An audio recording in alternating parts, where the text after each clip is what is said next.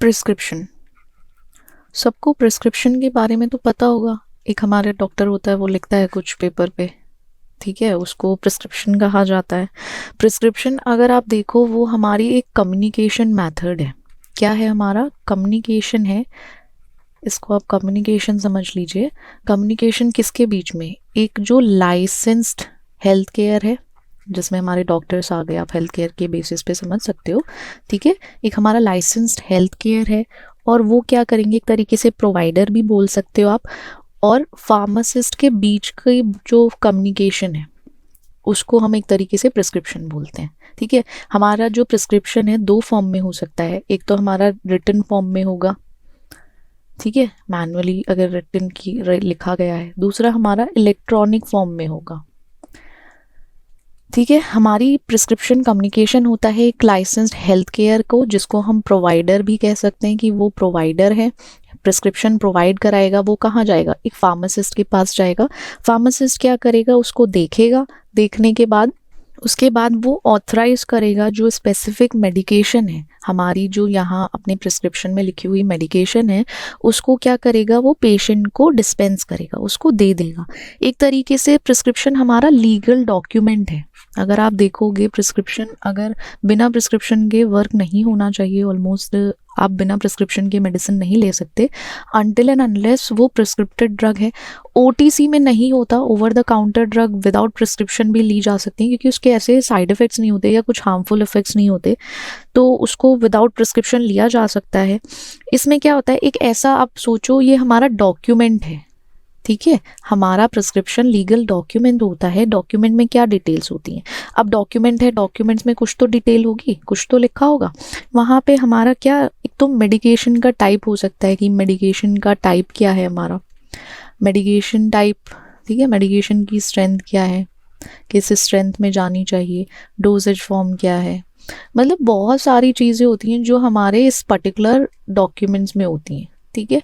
आप ये समझ लो, हमारा प्रिस्क्रिप्शन लीगल डॉक्यूमेंट है जो मेडिकेशन में वर्क करता है और बहुत ज़रूरी होता है हमारा, ठीक है। प्रिस्क्रिप्शन क्या करता है, एक तरीके से प्रिस्क्रिप्शन हम इसलिए भी ये मेक श्योर करता है कि जो पेशेंट है या जो रिसीवर है उसको सेफ ड्रग प्रोवाइड हो। उसकी सेफ्टी के बेसिस पे भी अच्छा होता है कि प्रिस्क्रिप्शन होना चाहिए।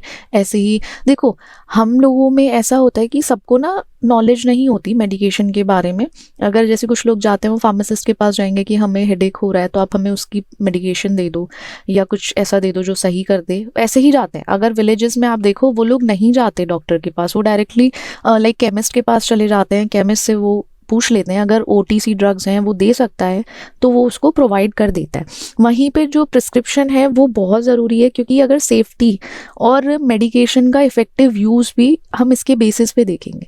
कभी कभी क्या होता है, प्रिस्क्रिप्शन ड्रग हमारी कहीं ना कहीं हार्मफुल, अगर प्रिस्क्रिप्शन नहीं है और आपने उसको ले लिया है किसी फॉर्म में, तो वो ना एक आपको हार्मफुल इफेक्ट दे सकता है सॉरी, हार्मफुल इफेक्ट देगा, या उसके साइड इफेक्ट्स भी हो सकते हैं, क्योंकि we don't know, not like us, not us, मतलब जो लोग लेने वाले हैं, the patient doesn't even know, कि उनको नहीं पता होता कि जो प्रिस्क्रिप्शन है कि वो किस बेसिस पे है, ठीक है। प्रिस्क्रिप्शन को तो फार्मासिस्ट पढ़ने वाला है, क्योंकि उसने उसकी पढ़ाई की है।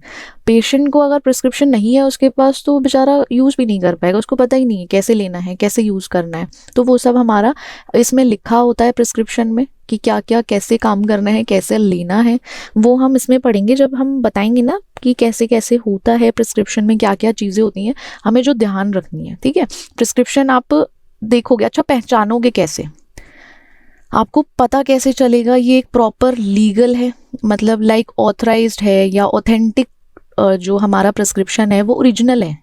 आप उसकी ऑथेंटिसिटी कैसे पहचानोगे? अगर आपको पता ही नहीं हमारा प्रिस्क्रिप्शन जो है वो पर्टिकुलरली उसमें ये कंपोनेंट्स होते हैं, वो होने चाहिए, आप उसके बेसिस पे ही पहचानोगे। अगर आपको पता ही नहीं, तो आप तो लाइक पता ही कह ही नहीं सकते कि ऑथेंटिक है भी या नहीं, ठीक है। तो वहाँ पे क्या चांसेस हैं कि हम गलती कर सकते हैं, तो वो गलती ना हो उसके लिए हमें अपना प्रिस्क्रिप्शन पढ़ना आना चाहिए। देखो प्रिस्क्रिप्शन में क्या क्या कंपोनेंट्स होते हैं वो देखते हैं हम। हमारा जो प्रिस्क्रिप्शन है उसमें क्या की कंपोनेंट्स होते हैं जो ज़रूरी हैं, और आप उससे प्रूव कर सकते हो कि ये ऑथेंटिक है या नहीं हमारा। सबसे पहला क्या होता है, वहाँ पे डेट होती है। डेट चेक करना ज़रूरी होता है। डेट से ये पता चलता है फॉर इन केस की आज की डेट है, ठीक है, प्रेजेंट डेट होती है वहाँ पे, प्रेजेंट डेट से, और जब तक आप उसको यूज़ कर सकते हो, लाइक विद इन 7 डेज आपको प्रिस्क्रिप्शन फिल करना है, या आप उस प्रिस्क्रिप्शन को ले सकते हो या केमिस्ट से जाके फिल करा सकते हो। प्रेजेंट डेट ये इंश्योर करता है कि मेडिकेशन जो है हमारे वैलिड टाइम पीरियड में ही रिलीज़ की जाएगी या डिस्पेंस की जाएगी, ठीक है, ये हमारा डेट बताता है। सेकेंड कंपोनेंट जो है पेशेंट की इंफॉर्मेशन, ठीक है, पेशेंट की इन्फो भी बहुत ज़रूरी है। अगर जैसे किसी पेशेंट के बारे में पता करना है, या फिर कौन से पेशेंट को कब कौन सी मेडिकेशन रिलीज़ हुई है या नॉट रिलीज डिस्पेंस की गई है, वो भी हमें पता होना चाहिए, जिसमें हमारे पेशेंट का नेम आ जाता है, एज आ जाती है, वहीं पे उसका सेक्स आ जाता है लाइक जेंडर बेस्ड, और एड्रेस आ जाता है, ठीक है। इससे एक चीज़ ये क्लैरिफाई हो जाती है कि हम आइडेंटिफाई कर सकते हैं हमारे पेशेंट को, वो हमारे पेशेंट की आइडेंटिफिकेशन है नेम और एड्रेस वगैरह से। अगर आप एज और सेक्स के बेसिस पे देखो, एज से ये पता चलता है कि डोजिंग किस बेसिस पे होनी है। फीमेल है, फीमेल की डोजिंग अलग होगी, क्योंकि मे बी चांसेस है अगर वो प्रेग्नेंट है तो उसको पर्टिकुलर ड्रग्स या मेडिकेशन नहीं दी जाएंगी। एज के बेसिस पे देखो कि अगर वो मेल है या फीमेल है, इन्फेंट है या फिर चिल्ड्रन है, अडल्ट है, उसके बेसिस पे आप क्लासिफाई कर सकते हो कि हमारे पेशेंट की डोजिंग किस तरीके से होनी चाहिए। और ये ना स्पेशली हमारा जो ये एज एंड सेक्स का फैक्टर है, वो हमारा पीडिया में भी अच्छे से काम करता है और हमारा जीरियाट्रिक में भी अच्छे से काम करता है, 2 जगह। लाइक एक तो हमारे चिल्ड्रंस में और एक हमारे ओल्ड एज जो ग्रैंड पेरेंट्स होते हैं या ग्रैंड लाइक अडल्ट होते हैं, अडल्ट से भी ज़्यादा लाइक ओल्ड एज पीपल होते हैं, उनके लिए हमारा ज़रूरी मतलब अच्छा काम करता है। हमें पता होना चाहिए कि कोई गलती ना हो डिस्पेंसिंग के टाइम पे। फिर आता है सब्सक्रिप्शन। देखो आप इसको अलग अलग इसलिए हम बता रहे हैं क्योंकि इससे क्या होता है, इजीली रिमेम्बरेंस रहता है कि हमारा जो प्रिस्क्रिप्शन है उसमें ये सब चीज़ें प्रेजेंट होंगी। इसमें जैसे RX आपने देखा होगा इस तरीके से, ये हमारा सब्सक्रिप्शन होता है। अगर लैटिन में इसको बोलते हैं रेसिपी। मतलब रेसिपी सोचो, इसको कनेक्ट करो अपनी मेडिकेशन से कि अगर कंपाउंडिंग, डिस्पेंसिंग, लेबलिंग होनी है तो हमारी एक रेसिपी है, हम उसको फॉलो करेंगे। कितना अमाउंट रिक्वायर्ड है डोजेज फॉर्म के लिए, पर्टिकुलर क्या टाइप है, मेडिकेशन टाइप क्या है, मेडिकेशन स्ट्रेंथ क्या है, ये सब हमारी एक तरीके से रेसिपी है। रेसिपी बुक कह लो, जो रेसिपी की तरह यूज़ किया जाता है। और जब हम इसको कन्वर्ट करते हैं ना, तो इसका मीनिंग हो जाता है टेक, ठीक है, टेक लेने के लिए, कि आप लाइक ये सिंबल ये प्रेजेंट करता है कि अब हमारा प्रिस्क्रिप्शन जो है वो स्टार्ट हो चुका है, या फिर बिगनिंग के प्रिस्क्रिप्शन बिगनिंग में या प्रिस्क्रिप्शन की शुरुआत में ये लगता है सब्सक्रिप्शन, वो सुपरस्क्रिप्शन से हम सारा जो मेडिकेशन है वो देखेंगे कि कैसे लिखा जाता है। फिर है हमारा 4th पॉइंट जो है, वहाँ इंस्क्रिप्शन आता है, ठीक है। ये हमारा नॉर्मल राइटिंग पैटर्न होता है, या ये हमारे प्रिस्क्रिप्शन में प्रेजेंट होता है। इंस्क्रिप्शन में क्या होता है, हमारी जो डोजेज फॉर्म है, कोई भी डोजेज फॉर्म हुई, ठीक है, डोजेज फॉर्म में टाइप क्या है, ठीक है, कि उसका नेम क्या है। डोजेज फॉर्म में टाइप टैबलेट हो सकता है या कैप्सूल हो सकता है, कुछ भी हो सकता है। इन केस उसका डोजेज फॉर्म का नेम क्या है, लाइक फॉर एग्जाम्पल किसी को PCM देना है या फिर एंटीहिस्टामिनिक्स देने हैं या जो भी है, ऑन द बेसिस उसकी स्ट्रेंथ क्या होगी, क्वांटिटी क्या होगा, ये सब हमारा ना इसमें आ जाता है इंस्क्रिप्शन में। वहाँ पूरा हमारे डोजेज फॉर्म के बारे में जो डॉक्टर्स लिखते हैं या हेल्थ केयर लिखता है, वहाँ पे सब आ जाता है। पहले के टाइम पे क्या होता था, पहले के टाइम में और अब के टाइम में थोड़ा सा ना प्रिस्क्रिप्शन में डिफरेंस आ जाता है। पहले के टाइम में अमाउंट भी होता था, अमाउंट भी था, इंग्रेडिएंट्स भी थे कि आप उसको कैसे कंपाउंडिंग करोगे, लेबलिंग करोगे, डिस्पेंस करोगे, वो सब कुछ होता था, ठीक है। वहाँ पे मैन्युफैक्चरिंग भी, प्रोडक्शन भी, वो सब यहीं होता था। बट अब क्या हो गया, हमारी फार्मास्यूटिकल इंडस्ट्री इतना डेवलप कर गई है, इतना ग्रोथ हो गया है, तो उससे क्या हुआ, अब हम इजीली क्या कर सकते हैं, उसको डिस्पेंस कर सकते हैं। अगर हमारे पास प्रिस्क्रिप्शन आता है, वहाँ पे लिखा होता है कि पर्टिकुलर मेडिकेशन है, उसका स्ट्रेंथ है, और स्ट्रेंथ के बेसिस पे उसको रिलीज कर दिया जाता है या डिस्पेंस कर देते हैं। इतना सा प्रोसीजर होता है अभी के टाइम पे, ठीक है। फिर यहाँ पे हमारे सिग्नेचर आते हैं, फिर यहाँ सिग्नेचर आएंगे। ये पूरा हमारा इंस्क्रिप्शन के बाद क्या होता है, हमारा पूरा प्रिस्क्रिप्शन कंप्लीट हो जाता है। सिग्नेचर में क्या होता है, एक तो इंस्ट्रक्शंस होते हैं पेशेंट्स के लिए, उन सिग्नेचर्स में इंस्ट्रक्शन दिए जाते हैं कि ऐसे इनको लेना है और लाइक ओडी है या बीडी है, वो लिखते हैं उसको, वहाँ सिग्नेचर में लिखते हैं मेडिकेशन का यूज़ क्या है, डोजेज फ्रीक्वेंसी क्या है, रूट ऑफ एडमिनिस्ट्रेशन, या कोई एडिशनल गाइडलाइंस हो जो आपका डॉक्टर प्रोवाइड करता है कि एक होता है ना आपको थोड़ा परहेज़ करना है या फिर ये चीज़ें नहीं यूज़ करनी, तो एडिशनल गाइडलाइंस में वो आ जाते हैं हमारे सिग्नेचर्स में, एक तरीके से देखा जाए। और सिग्नेचर में क्या होता है, फिर उसके बाद आता है हमारा सब्सक्रिप्शन। सब्सक्रिप्शन में क्या होता है हमारा, ये पहले के टाइम का अगर देखा जाए तो ये पहले के टाइम पे इस तरीके से प्रिस्क्रिप्शन होते थे। फिर आता है हमारा सब्सक्रिप्शन। इसमें क्या होता है, हमारा जो हेल्थ केयर है, हेल्थ केयर इंस्ट्रक्शन प्रोवाइड करेगा किसके लिए, इंस्ट्रक्शन जो होंगे सारे वो इंस्ट्रक्शन होंगे हमारे इंस्ट्रक्शंस फॉर फार्मासिस्ट, ठीक है। तो इस तरीके से काम करता है। सब्सक्रिप्शन में हमारा जो इंस्ट्रक्शन होंगे फार्मासिस्ट को, कैसे प्रिपेयर करनी है मेडिसिन और कैसे डिस्पेंस करनी है, जिस टैबलेट है या कैप्सूल है, कितना क्वांटिटी प्रोवाइड कराना है, वहाँ पे ये सब चीज़ें आती हैं। ये मतलब पहले के टाइम पे आप समझ सकते हो, बट हाँ आपको जब लिखोगे ना ये पार्ट्स इंक्लूड करना अपने प्रिस्क्रिप्शन में, ये ज़रूरी होता है। अब के टाइम पे थोड़ा सा चेंज हो गया है, we are moving to advance technology, so हम समझ सकते हैं कि चेंजेस हो गए हैं। और फिर हमारा जैसे सब्सक्रिप्शन के बाद आता है रीफिल।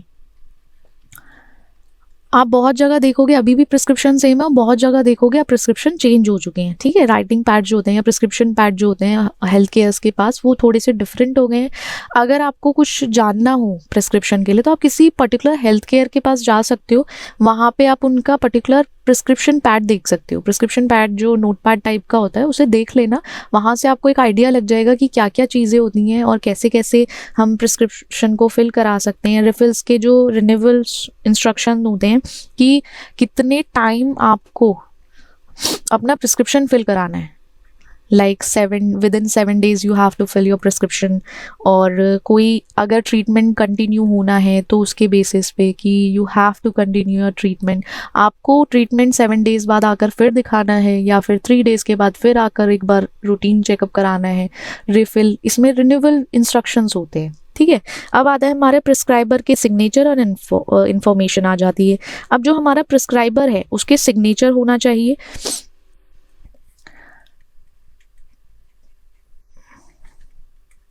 देखो प्रिस्क्राइबर है उसके सिग्नेचर होंगे और उसकी इन्फॉर्मेशन होगी, सिग्नेचर के साथ उसकी इन्फॉर्मेशन भी होनी चाहिए।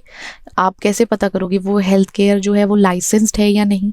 प्रिस्क्रिप्शन में क्या होता है, उसका सिग्नेचर होता है, उसका एड्रेस नेम, ठीक है, एड्रेस नेम हो जाएगा वहाँ पे, साथ ही साथ उसका रजिस्ट्रेशन नंबर होता है, जो मेडिकल लाइसेंस के लिए रजिस्ट्रेशन नंबर मिलता है ना उसके बाद, वो होना ज़रूरी है। उसके बिना आपका जो प्रिस्क्रिप्शन है वो ऑथेंटिक नहीं है, अगर हमारा जो प्रिस्क्राइबर है वो ऑथेंटिक नहीं होगा, ठीक है। उससे क्या होगा, उसके पास अथॉरिटी होती है, अगर रजिस्ट्रेशन नंबर है और ये सब प्रिस्क्राइबर का सब कुछ प्रेजेंट है, उससे हम ऑथराइज करते हैं कि प्रिस्क्राइबर हमारा वेरीफाई है कि लेजिटिमेट है। लेजिटिमेसी जो हम देखेंगे वो हम अपने प्रिस्क्राइबर के या प्रिस्क्राइबर के सिग्नेचर और उसके इंफॉर्मेशन पर देख सकते हैं कि ये सही है, ये सही बंदा है या फिर नहीं है, फेक तो नहीं है, कि इसके पास प्रॉपर डिग्री है या नहीं, पढ़ा है नहीं, ये सब चीज़ें हम यहाँ से पता कर सकते हैं, ठीक है।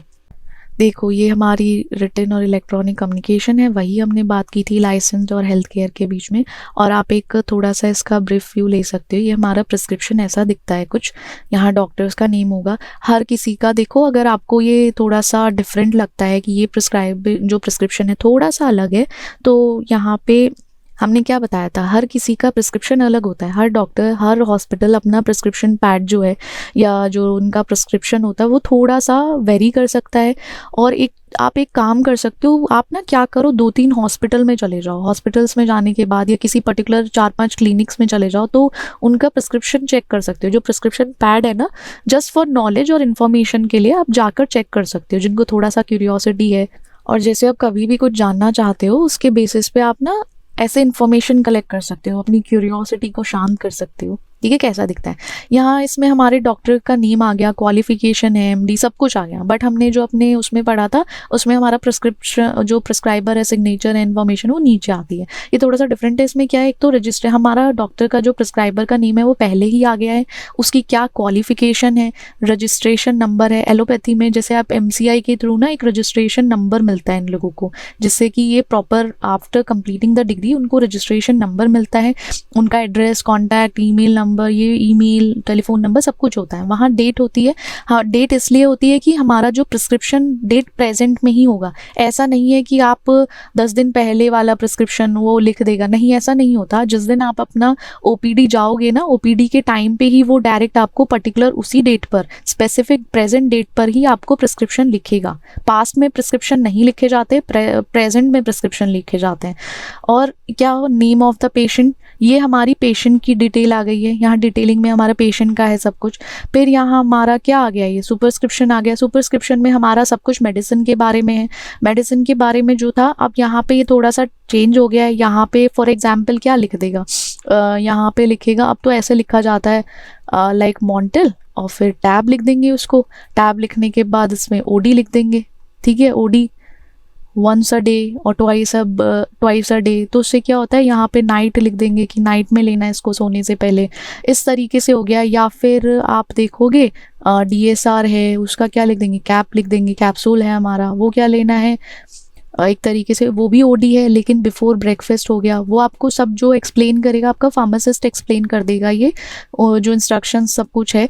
क्योंकि अपना थोड़ा सा टाइम कम है, ओपीडी में ज़्यादा पेशेंट्स हैं तो उसमें नहीं हो पाता। वहाँ पे पेशेंट्स होते हैं काउंसलिंग के लिए, पेशेंट काउंसलिंग के लिए फार्मासिस्ट प्रेजेंट्स हैं, वो आपको प्रॉपर गाइडेंस प्रोवाइड कर देंगे। या किसी भी पेशेंट को कुछ पूछना है तो आप डायरेक्टली फार्मासिस्ट से पूछ सकते हो। वो पूरी इन्फॉर्मेशन आपको बताएगा, कब लेना है, कैसे लेना है, और क्या क्या इसके साइड इफ़ेक्ट हो सकते हैं अगर आप ऐसा नहीं करोगे, या ये इनको साथ नहीं लेना।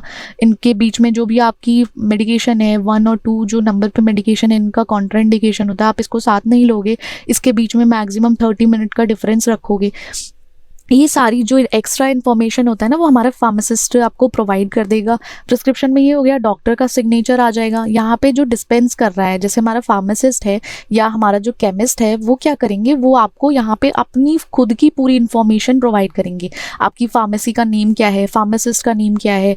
जस्ट इन केस ये सब इसलिए प्रेजेंट होता है, हमारा कल के टाइम पे कुछ ऐसा हो गया, इन केस नहीं होता, बट इफ़ इन केस हुआ ऐसा कि कुछ गड़बड़, हमारी यहाँ तक सब सही था, डॉक्टर के पास तक सब सही था, बट एज इन फार्मासिस्ट के पास आप पहुँचे तो उसने थोड़ा सा कुछ इधर उधर कर दिया, तो आपको किसी को तो ब्लेम करना है ना। मतलब आप किसी को तो पकड़ोगे, कहीं तो गलती हुई है ना। मतलब ये एरर को नहीं हो, उसको प्रिवेंट करने के लिए फार्मासिस्ट की भी डिटेल प्रोवाइड कराई जाती है, होनी भी चाहिए ये चीज़, ठीक है। और ये हम date, patient information, subscription, inscription, signature, ये सब हम पढ़ चुके हैं। आप एक बार रिवाइज कर लेना इसमें, एज इन क्या लिखते हैं आप लोग, क्या लिखना चाहिए हम लोगों को, वो हमें ध्यान रखना चाहिए। Handling of prescription steps and responsibilities, जब भी आप कभी हैंडल करोगे as an pharmacist after completing your B.Pharm degree या फिर D.Pharm और PharmD व्हाटएवर, आप एज अ प्रिस्क्रिप्शन कैसे हैंडल करोगे, क्या क्या आपकी रिस्पॉन्सिबिलिटी होनी चाहिए, क्या स्टेप्स आप लोगे। एक तो आपको सबसे पहले ना प्रिस्क्रिप्शन को देखते ही ये समझ जाना चाहिए कि ये ऑथेंटिक है हमारा प्रिस्क्रिप्शन या नहीं, ठीक है। और वहीं पे क्या है, हमारा फार्मासिस्ट ये चेक करेगा कि ये सेफ़ है, जो मेडिकेशन लिखी गई हैं, वो पेशेंट हिस्ट्री भी एक बार चेक करते हैं। वैसे लाइक उनका एक रिस्पॉन्सिबिलिटी होती है कि आप पेशेंट हिस्ट्री को चेक करो, क्योंकि कभी कभी ऐसा हो जाता है हमारा पेशेंट ना एलर्जिक हो जाता है कुछ पर्टिकुलर मेडिकेशन से। कुछ लोगों को सिट्रिजिन से एलर्जी होती है, किसी किसी को लाइक कुछ पर्टिकुलर एंटीबायोटिक से एलर्जी है, जैसे लाइक सेफेलोस्पोरिन में हमारे सिफिक्सिम है, तो वो लोग वो नहीं ले सकते। वहाँ पे आपको उसका कोई ऐसा अल्टरनेट मेडिकेशन देना पड़ेगा। तो ये आप ना एक बार थोड़ा सा ध्यान रख के जब भी कोई हैंडलिंग करे प्रिस्क्रिप्शन का, तो आप उसको बता भी सकते हो, या फिर आप अपनी डेली लाइफ में अगर आप फार्मासिस्ट बनते हो, केमिस्ट बनते हो, तब भी आप इसको यूज़ कर सकते हो। अब जो पहला प्रोसेस है, सबसे पहले आप रिसीव करोगे अपने प्रिस्क्रिप्शन को। कहाँ से रिसीव करोगे? अपने हेल्थ केयर प्रोवाइडर से रिसीव करोगे। वो इलेक्ट्रॉनिकली भी आ सकता है, या फिर आपके पास पेशेंट खुद चल कर आएगा अपना प्रिस्क्रिप्शन लेकर, पेपर जो है प्रिस्क्रिप्शन पेपर लेकर आएगा। फिर आप क्या करोगे, उस प्रिस्क्रिप्शन का रिव्यू करना। रिव्यू करने से क्या होता है, रिव्यू करने से ये पता चलेगा कि हमारा जो प्रिस्क्रिप्शन है उसमें जो सब कुछ लिखा है वो सही है या नहीं, या फिर उसमें कुछ चेंजेस होने हैं। रीडिंग और चेकिंग के टाइम पे आप देखोगे कि जो इंस्ट्रक्शंस लिखे हैं या जो चीज़ हेल्थ केयर प्रोवाइडर ने आपको बताई है पर्टिकुलरली, वो आप चेक करके उसको एक तरीके से इंटरप्रेट करोगे, कन्वर्ट करोगे अपनी उसमें कि ऐसा ऐसा लिखा हुआ है उसमें, और फिर एक तरीके से आप क्या करोगे, एक पेशेंट को भी बता सकते हो। जब पेशेंट काउंसलिंग हो या पेशेंट को बताना है आपको, तब भी कर सकते हो। ये हमारा जो प्रिस्क्रिप्शन का ये बीच का पैटर्न आता है, ये थोड़ा सा ओल्ड है, ओल्ड पैटर्न है। पहले के टाइम पे क्या होता, अभी भी होता होगा आई गेस, बट इतना कॉमन नहीं है, ठीक है। जितना हाउ मच आई नो कि ये अभी इतना कॉमन नहीं है कि आप वहाँ पे वे करोगे, उसमें थोड़े से ना चांसेस है एरर होने के, ह्यूमन एरर के चांसेस होते हैं, इसलिए वहाँ और कंटामिनेशन के या कुछ इम्प्योरिटीज़ के चांसेस होते हैं, तो ये नहीं किया जाता। ये फार्मास्यूटिकल इंडस्ट्री से ऑलरेडी यहाँ तक ये पूरा ना सब कुछ होकर आता है, कहाँ से, अपनी इंडस्ट्री से सब कुछ बनकर आता है, ठीक है। पहले के टाइम पे ऐसा होता था, वो चेक करेंगे, इंटरप्रेट करेंगे, इंट्रैक्शन देखेंगे। जो हमारे हेल्थ केयर प्रोवाइडर ने दो लाइक फर्स्ट ड्रग लिखी है और ये सेकंड ड्रग लिखी है, इन दोनों में चेक करेगा कि कहीं कोई इंट्रैक्शन तो नहीं होगा, और कभी ऐसा है कि बाई मिस्टेक उसने सेम ड्रग तो नहीं लिख दी। ये सारी जो रोल्स एंड रिस्पॉन्सिबिलिटीज होती है ना, ये हमारे खुद फार्मासिस्ट की होती है। हम जो फार्मासिस्ट हैं, हम फार्मासिस्ट को ये सब चेक करना चाहिए कि सब कुछ कंप्लीटली सही है या नहीं। फिर कलेक्टिंग और वेइंग मटेरियल यूज़ करोगे, आप कलेक्ट करोगे सारा जो भी मटेरियल यूज़ करना है, फिर उसको वे करोगे। वे करने में आपका जो मेजरिंग होनी चाहिए वो एक्यूरेट होनी चाहिए। ऐसा नहीं है कि आप कम वे कर दो तो लाइक थेरेप्यूटिक इफेक्ट ही नहीं आए, और आप उसको ज़्यादा वे कर दो तो ऐसा हो कि ज़्यादा इफेक्ट शो हो जाए या साइड इफेक्ट आ जाए वहाँ पे। तो ये चेक करना है। फिर कंपाउंडिंग होगी, लेबलिंग होगी, पैकेजिंग होगी, ये सब कुछ हो जाएगा। सब कुछ होने के बाद आपकी मेडिकेशन जो है वो बनकर तैयार हो चुकी है। तैयार होने के बाद आप उसको लाइक लेबल करोगे, मेडिकेशन का नाम आप ना लाइक फर्स्ट में जब जीपी की लैब होगी ना आपकी, तो उसमें आप क्या देखोगे, आपको लेबलिंग करना सिखाएंगे, किस तरीके से लेबल किया जाता है, अपनी पर्टिकुलर पैकेजिंग कैसे की जाती है। मेडिकेशन जो आपने प्रिपेयर कर ली है, फॉर एग्जांपल आपने सिरप प्रिपेयर किया है लैब में, तो आप उस पर लेबल कैसे करोगे, उसका पर्टिकुलर वो दिखाते हैं, वहाँ पे इंस्ट्रक्शंस भी हैं, नीम भी है, सब कुछ होता है। और वहीं पे हमारा जो ये प्रिस्क्रिप्शन है एंड हो जाता है, ये प्रोसेस पूरा हो जाता है। और हम क्या करते हैं, हमारी जो प्रिपेयर्ड मेडिकेशन है हम किसको प्रोवाइड करेंगे, और पेशेंट को हम वो डिस्पेंस कर देंगे, उनको दे देंगे, ठीक है। ये सब वही है पेशेंट काउंसलिंग हमारा। जो आप एक्स्ट्रा ये ले लो, पेशेंट काउंसलिंग इसलिए होता है, आप समझ सकते हो कि हर किसी को जानकारी नहीं होती, everyone does not have the same knowledge like pharmacist have. तो उसमें क्या होता है, फार्मासिस्ट के पास जो एक्स्ट्रा नॉलेज होती है वो गाइडेंस प्रोवाइड करता है कि मेडिकेशन को यूज़ कैसे करना है, या उसके क्या क्या साइड इफ़ेक्ट्स हो सकते हैं अगर आप उसको किसी पर्टिकुलर चीज़ के साथ लोगे। जैसे फॉर एग्जांपल कुछ लोगों को शायद पहले के टाइम पे नहीं पता होगा, अल्कोहल के साथ नहीं लेते मेडिकेशन क्योंकि एक साइड इफ़ेक्ट हो जाता है, वहाँ पे कुछ और वो हो जाता है, इंट्रैक्शन हो जाता है। तो ये सब चीज़ें फार्मासिस्ट की गाइडेंस प्रोवाइड करता है। हमारा जो फार्मासिस्ट है वो गाइडेंस देगा कि प्रॉपर आप मेडिकेशन कैसे यूज़ करोगे, कैसे स्टोर करोगे। ऐसा नहीं है आप घर गए, घर जाके आपने बाहर रख दिया विंडो के पास, और विंडो पे क्या होता है लाइक प्रॉपर अगर टेबल पे नहीं, फॉर इन केस कि आप नहीं रखते, विंडो पे रख दिया, विंडो में सनलाइट भी आ रही है, डार्क प्लेस भी नहीं है, थोड़ा सा एक तरीके से वहाँ प्रॉपर फुल हीट है या सब कुछ है, तो वो चांसेस है जो फॉर्मुलेशन है वो ख़राब हो सकती है, ठीक है। ऐसे भी हो सकता है, स्टोरेज कंडीशन बताओगे, जो स्पेशल रिक्वायरमेंट है वो सब बताओगे। और इससे क्या होता है, एक ना रिकॉर्ड मेंटेन रहना चाहिए, रिकॉर्ड जो है प्रिस्क्रिप्शन का या डिस्पेंस मेडिकेशन जो हुई है। अब देखो ऐसा नहीं है कि वो इंसान एक बार मेडिकेशन लेगा या एक बार सही होने के बाद कभी बीमार नहीं होगा। वी आर ह्यूमंस, तो हम लोग टाइम टू टाइम थोड़ा सा हमारी बॉडी रिस्पॉन्ड करती है अगर कुछ एक्स्ट्रा स्टिमुलाई उसमें लाइक हार्मफुल स्टिमुलाई आता है, इंडेंजर करता है, तो फ्यूचर यूज़ के लिए हम उस प्रिस्क्रिप्शन को ना, एक्स्ट्रा प्रिस्क्रिप्शन को स्टोर करके रखते हैं कि पहले के टाइम पे ये पर्टिकुलर।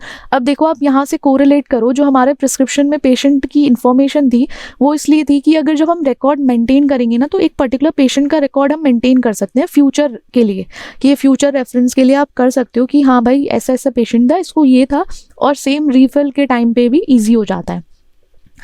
अब देखो प्रिस्क्रिप्शन के टाइम पे एरर्स भी होते हैं। अब हमने सब कुछ पढ़ लिया, हमें ये ध्यान रखना है कि हमारे प्रिस्क्रिप्शन के टाइम पे एरर कैसे हो सकता है। बहुत सारी ऐसी स्टेजेस हैं जहाँ पर लाइक प्रिस्क्राइबिंग के टाइम पे कुछ ऐसा एरर आ जाता है जिससे कि हमारे सब कुछ, देखो सब कुछ होगा, अगर ये एरर हुआ किसके चांसेस हैं, किसकी सेफ्टी इफेक्ट होगी, हमारे पेशेंट की सेफ्टी कॉम्प्रोमाइज़ हो जाएगी, उसका ट्रीटमेंट इफेक्टिवनेस जो था वो कॉम्प्रोमाइज़ हो जाएगा। तो हमें प्रिस्क्रिप्शन एरर ना हो ये करना चाहिए, उसको थोड़ा सा ध्यान में रखना चाहिए। जैसे हमारी आपने देखा होगा, हम लोग एक चीज़ बोलते हैं ना, यार इसकी हैंड राइटिंग तो डॉक्टर्स जैसी है, बोलते हो आप किसी फ्रेंड की हैंडराइटिंग में अगर थोड़े से आप देखोगे कि इसमें वॉर्म्स हैं किसी की हैंडराइटिंग में, या उसकी अच्छी हैंडराइटिंग नहीं है, वो होता है ना कुछ लोग ऐसे लिख देते हैं, आपको मेरी भी हैंडराइटिंग ऐसी लगती है उल्टी सीधी, ये मेरी हैंडराइटिंग इतनी बुरी नहीं है यार, ये थोड़ा सा जो लिखने का राइटिंग पैड है उसकी वजह से थोड़ा सा ऊपर नीचे हो जाता है। तो जो हमारा प्रिस्क्राइबर है ना, उसकी हैंडराइटिंग ऐसा ना हो कि हम गलत पढ़ लें। अगर आपको लगता है, अब तो फिर भी बहुत चेंजेस हो गए हैं, हमारे जो प्रिस्क्राइबर हैं वो प्रॉपर ये ना हो इस एरर को, वो तो उनकी थोड़ी हैंडराइटिंग इम्प्रूव हो गई है। एज इन मैंने लास्ट टाइम प्रिस्क्रिप्शन देखा था तो हैंडराइटिंग सही थी, अच्छी थी हैंडराइटिंग, पता चल रहा था क्या लिखा है उसमें, डोजेज फॉर्म क्या है या डोजेज क्या है, टाइप क्या है उसका, वो सब अच्छे से लिखा था। अब नहीं है, बट स्टिल बहुत सारे थोड़ा सा होता है ना यार, पूरे दिन में वो लोग like max to max 400 patient देखते हैं, तो चांसेस हैं कि उनकी हैंडराइटिंग ना खराब हो सकती है, कि उनका मन नहीं है लिखने का, तो क्या लिख देंगे, टैब कैब। तो उनके हिसाब से जो फार्मासिस्ट है उसको समझ आनी चाहिए, उसको यहाँ पे चांसेस है कि यहाँ एरर हो सकता है, हमारी डोजेज का सिलेक्शन इनकरेक्ट हो सकता है, कि चांसेस हैं कि बहुत सारी सिमिलर नेम्स हैं तो एक साथ हो गया, वो कंफ्यूजन स्टेट में पहुँच जाए। इनएक्यूरेट डोजिंग है कि अगर आपकी डोज कैलकुलेशन नहीं हुई ना, आपका डोज सही से कैलकुलेट नहीं हुआ एज के बेसिस पे या फिर वेट के बेसिस पे, तो वहाँ पे इनएक्यूरेट डोजिंग हो सकती है, जिसकी वजह से उसको हार्मफुल इफेक्ट भी हो सकता है और नन इफेक्ट भी शो हो सकता है। ड्रग इंट्रैक्शन, प्रिस्क्राइबिंग मेडिकेशन में क्या हुआ कि पोटेंशियल इंट्रैक्शन देखा ही नहीं दूसरी ड्रग से और पेशेंट ने वो ले लिया, तो क्या होगा, उसका हार्मफुल साइड इफेक्ट आएगा और ड्रग की एफिकेसी इफेक्ट होगी या रिड्यूस हो जाएगी। तो ड्रग इंट्रैक्शन का ये एरर पता होना चाहिए, कि चेक कर लेना चाहिए कि ड्रग में इंट्रैक्शन तो नहीं होगा हमारी। अब देखो, हमने ना बात की थी मेडिकल हिस्ट्री की, अपने पेशेंट के बारे में मेडिकल हिस्ट्री पता होनी चाहिए। उससे क्या होता है, किसी किसी को हमें नहीं पता उसको किस चीज़ से एलर्जी है या कॉन्ट्राइंडिक्टरी जो हो सकता है, ओवरसाइट, अगर हम उसको थोड़ा सा अवॉइड कर देंगे तो चांसेस है वहाँ पे कुछ प्रॉब्लम हो जाए। तो हमें उसको पेशेंट को कि मतलब लाइक हमें एलर्जीज पता होने चाहिए या कुछ ऐसा पता होना चाहिए, उसकी मेडिकल हिस्ट्री हमें नोन होनी चाहिए, जिससे कि हम क्या कर सकते हैं, कोई भी ADR है, एडवर्स ड्रग रिएक्शन जो है उसको अवॉइड कर सकते हैं, जो सीरियस, क्योंकि ADR ना हमारे बहुत सीरियस जा सकते हैं, तो उसको अवॉइड करने के लिए हमें थोड़ा सा ध्यान दें कि अपने पेशेंट से ना, या जैसे पेशेंट प्रिस्क्राइबर उसको या तो पता करे पेशेंट की पूरी प्रॉपर हिस्ट्री, या उससे पूछ ले कि पहले भी कुछ प्रॉब्लम हुई थी क्या, तो उससे ऐसे पता चल जाता है। अगर नहीं पूछा है प्रिस्क्राइब करने से पहले या प्रिस्क्राइबर ने, तो आप फार्मासिस्ट हो, आपको केमिस्ट पूछ सकता है, फार्मासिस्ट पूछ लेगा कि हाँ आपको कोई प्रॉब्लम तो नहीं हुई थी या कुछ ऐसा प्रॉब्लम तो नहीं है एक्स्ट्रा, तो वो सब बता देगा। अब आप प्रिवेंट कैसे करोगे, कि क्या क्या हम ऐसा कर सकते हैं कि जो एरर ना हो। एक तो हम इलेक्ट्रॉनिक प्रिस्क्राइबिंग सिस्टम यूज़ कर सकते हैं, जहां हैंडराइटिंग का सिस्टम ही ख़त्म हो गया, कोई लाइक थोड़ा हमारी जो एलिजिबिलिटी थी या कैलकुलेशन एरर था, वो अगर हम इलेक्ट्रॉनिक प्रिस्क्राइबिंग सिस्टम यूज़ करेंगे तो वो नहीं होगा। और एक तरीके से क्लियरली और कंसाइज कम्युनिकेशन हो, लाइक एक एक्यूरेट इंटरप्रिटेशन हो ना प्रिस्क्रिप्शन का, तो वहाँ भी चांसेस हैं कि हम प्रिस्क्रिप्शन में एरर नहीं देख सकते, प्रिवेंट कर सकते हैं, रोक सकते हैं। और हमारे आप एक देखो, ये ना थोड़ा सा मुझे ऐसा लगता है लाइक इफ़ इन केस आज के टाइम पे प्रिस्क्राइबर और फार्मासिस्ट के बीच में थोड़ा सा डिस्टेंस आ गया है या डिस्टेंस है, अगर वो प्रिस्क्राइबर और फार्मासिस्ट साथ रहें, कोलैबोरेट कर काम करें, तो चांसेस हैं ये जो प्रिस्क्रिप्शन एरर है ना ये ना हो। और बहुत सारे चांसेस ऐसे होते हैं कि वो इफेक्टिव हो, जो पोटेंशियल एरर होना चाहिए, या अगर सोचो प्रिस्क्राइबर से एरर हुआ है तो वो फार्मासिस्ट चेक कर लेगा, अगर फार्मासिस्ट है तो एज इन कोलैब करके काम कर सकते हैं वो साथ में। पेशेंट का जो मेडिकेशन मैनेजमेंट है उसको थोड़ा सा लाइक उसको एनकरेज करो कि आप हमसे क्वेश्चन पूछ लो, या कुछ ऐसा हो जो आपके डाउट में हो। ऐसा नहीं होता, पेशेंट्स को भी बहुत टाइम डाउट हो जाते हैं, कंफ्यूज हो जाते हैं, जब डॉक्टर क्या लिखता है, उसने लिख दी 5 दवाइयाँ लिख दी, 5 मेडिसिन लिख दी, मेडिसिन लिखने के बाद उसने ये बोला ऐसे ले लेना, ये ले लेना, वो ले लेना, क्योंकि भाई उसके पास तो और पेशेंट्स भी हैं, उसे बहुत लोगों को देखना है। तो क्या होगा, वहाँ पर हमारा जो पेशेंट है या जो रिसीवर है वो कंफ्यूज हो गया कि अच्छा ये कब लेनी थी या ये कैसे लेनी थी। तो वहाँ पे हमारा जो फार्मासिस्ट है या जो हेल्थ केयर प्रोवाइडर है, वहाँ पे पेशेंट को इन्वॉल्व करके आप उससे ये पूछ सकते हो कि अगर आपको कोई डाउट है प्रिस्क्रिप्शन में, आप हमसे पूछ लो, या कोई क्वेश्चन है या कोई इंस्ट्रक्शन आपको नहीं समझ आ रहा तो उसको हम क्लैरिफाई कर देंगे, ठीक है। ऐसे हम अपने जो प्रिस्क्रिप्शन एरर है उनको प्रिवेंट कर सकते हैं।